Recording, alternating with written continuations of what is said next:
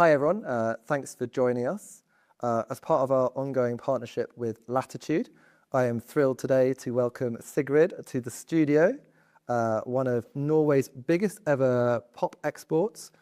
Sigrid will be playing Latitude for the third time in a matter of weeks, having first played the festival in 2017, which was the same year that she announced herself to the world with the brilliant, the defiant Don't Kill My Vibe. Since then, she has released two critically venerated albums, Sucker Punch and How to Let Go, and she's now back with an excellent new single, Jellyfish. Sigrid, thanks for coming. Thank you. And welcome. Thanks so much for having me. That was a very lovely introduction. Oh, thank you. I wrote it myself. Your new single's out on Friday. It's the first new single in almost 2 years. Did you approach writing Jellyfish differently from your previous music? Was there a shift in how vulnerable or direct you allowed yourself to be? I mean, it's quite similar to how I always write. I was in Oslo. It was in a studio, an attic studio in the summer 2 years ago. We wrote it before the Hype EP was released. It was me and Ashel, who's one of my best friends and who's been a collaborator of mine for years. We wrote Dynamite together, Side of You for my first campaign. But yeah, we were in this attic studio. It was summer, very like, you know, Scandinavian summer. The temperature is just perfect. It's not too hot, it's not too cold. It was very sunny that day and we were playing at the piano. He had the acoustic guitar and then we just started humming, singing, jamming.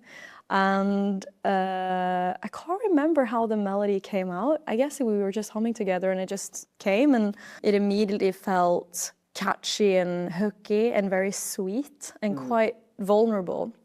And then we watched Napoleon Dynamite for inspo. So we had that on in the background whilst making the song. Yeah, and I remember for the title, we knew like, go on, move like and then I couldn't come up with what it should be. And Ashel was like, Jellyfish. And I was like, what? You can't say that in a song.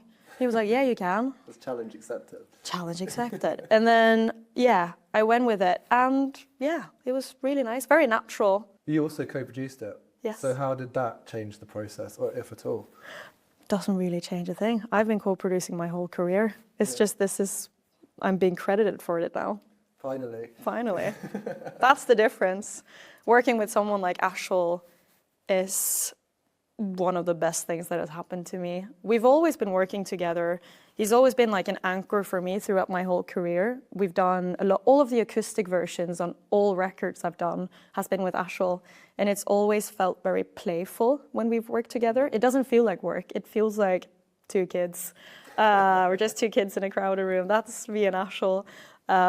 It's a very strong friendship. And it also feels with Ashel like it's not that important what roles we have. Sometimes he's the artist in the room and sometimes I feel more like a producer. Sometimes I feel like the writer and he feels like the producer. It's just very fluid. It's not important who does what, which I do think is sometimes can make writing situations more difficult when I feel like the roles are quite set when you walk into a room, when it's not opening up for challenging each other to look at something from a different point of view. Like the worst case scenario for me is like in a studio session and the producer is like this with the Mac in front and going over the shoulder like, how are you getting on with the verse? Yeah, presumably a bit difficult to be then vulnerable and, you know. Like, yeah. Exactly. So you've always had a strong sense of self, you know, ever since that first single. And probably at least publicly.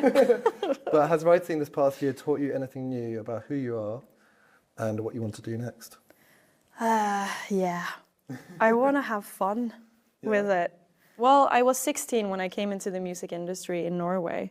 I released my first song that I wrote probably 3 weeks before it was released on Norway's version of BBC Introducing. I was kind of thrown into it, but still at just a Norwegian level, which was really nice. And I'm so glad I went that route because it could have been so many other routes to the music industry. Then I became 19.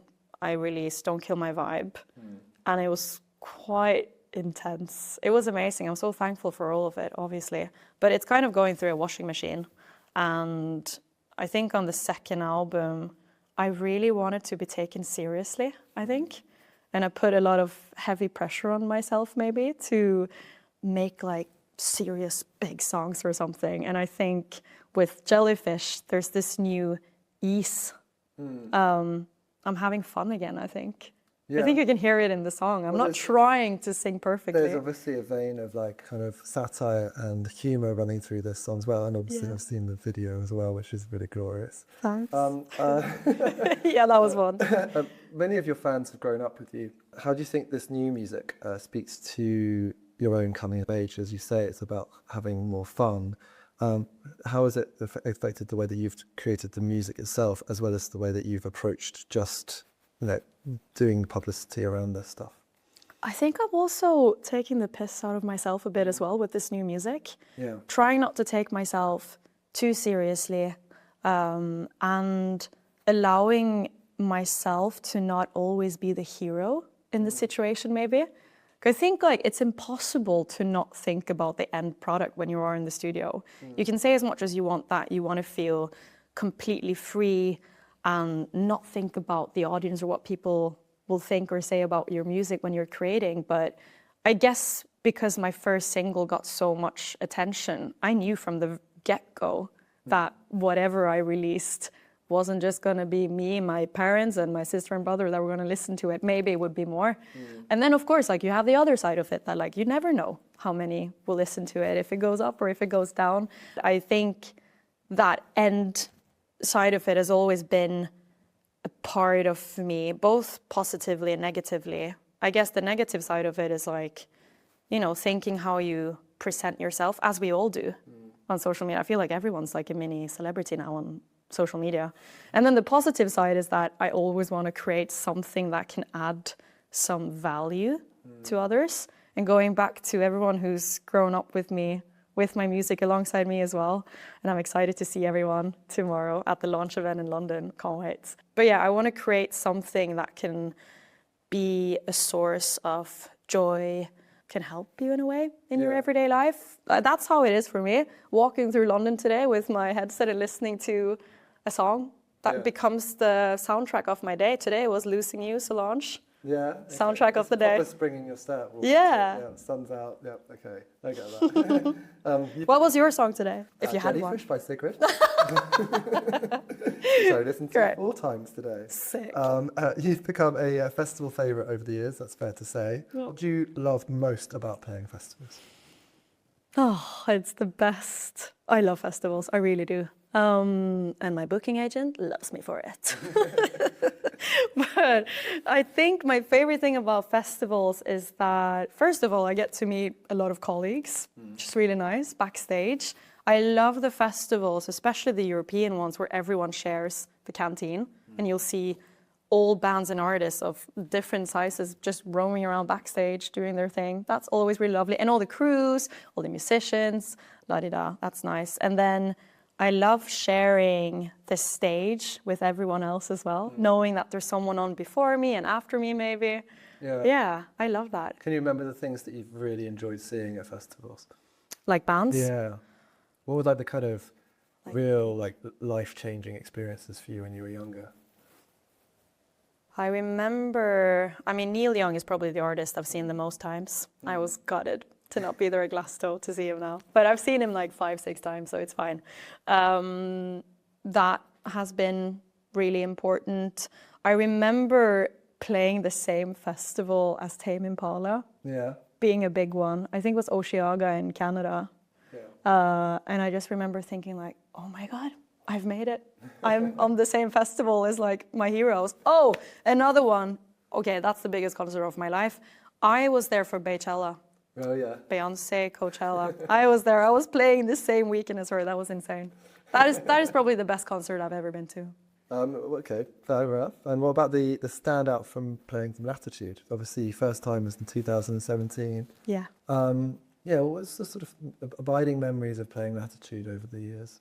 I love any festival that has a bit of nature in it. I remember the first year we played on a stage in the woods. Yeah. I love that. I remember we were rowing in a rowboat to get back and forth from the backstage.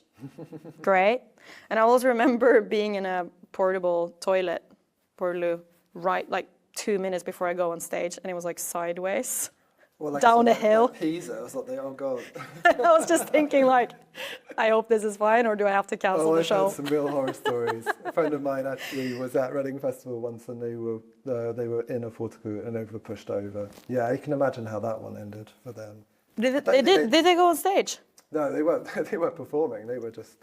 Just hanging out. Concert. Yeah. Right. But it's fair to say that their festival experience was pretty much tainted by that. Yeah, I've seen some things at UK festivals. Yeah. UK festivals is different level. The first time I went to Reading in Leeds, I was shocked. Well, Reading and Leeds can kind of become a little bit feral, can't it? It's like Lord of the Flies. Like everyone releases gets their GCSE results and they suddenly run amok. It's like they're away from their parents for the first time ever. I've never seen that many people being like taken out of the audience. Yeah. It's pretty wild. But yeah, Latitude is so wonderful, really lovely. I love that woods part. I'm going to go back there now. If there's a festival goers catch your set this year, are there any surprises or emotional moments planned? You can't say that. You can't plan an emotional moment. That's the thing. You can't plan candid moments, but I get why you're asking. But I'll say this. We played Rock Werchter a couple of days ago in Belgium. That was amazing. I haven't released any music, or I haven't released any music of my own for 2 years now, I think. Hadn't really done any promo before the festival. Show up there, it's this tent, 20,000 capacity. I've been told later by my management that there were 28,000 people, so 8,000 outside the tent that couldn't come in. And I got a bit emotional on stage. I did, because you can't plan it, but I was hoping that people would show up, because I think I'm great live. My humble opinion is that I know that we do deliver. I give it my all on stage. It's my favorite thing to do, but to see that many people showed up and everyone was singing along was super special, and made me feel confident again that I do think, if anything, maybe I'm a bit of like word of mouth artist, that you know that when you go to a show of mine, you know you're going to have a good time. Do you find the energy of a festival audience affects how you perform on stage? Absolutely. Mosh pits and people crowd surfing? Oh, 100%. I would love to see a safe and cozy mosh pit. That's what I aim to do. But I feel like I have a surprising amount of mosh pits at my show. I did a show recently in Norway. They were mosh pitting to Dynamite, my ballad. And I just, how? But okay, go off. But yeah, I think festivals are definitely, it's something special. It feels like everyone is there for a set amount of time, taking time off work and becoming this bubble. But I think it's, it's easy to laugh at like the importance of what we do in music, but I do think community and connection between people is really important. Yeah. This is not so much an existential question, but no. Sigrid of 2 years ago, how does she compare to you right now? And Mate. what can we expect in the next few months? Me 2 years ago, what was I doing? I was touring. I haven't had any years of touring. I still managed to do some concerts in COVID even. I am really finding back to the joy of writing. Not that I haven't, been happy with it, but I think there's always ups and downs with everything, with every job. But I'm really, really proud and happy with the stuff I'm making now. And I think one thing that's really helped, I was just a bit stuck with like what to write, what to say, la-di-da. I was sick of myself because my work is me, myself, and I all the time. Yeah. And I just needed to get out of my head a bit. And he was like, well, me and some friends, we're going to do this writing week in Bergen. You should come to just write for pitch, write to others. And it really got me out of it. So that's my recommendation to anyone who is struggling to write. Just pretend you're not writing for yourself. Yeah. Yeah. I did end up getting a song for myself, though. That's okay. Because I wasn't thinking. Yeah. I wasn't thinking that it needed to be perfect or needed to be for me.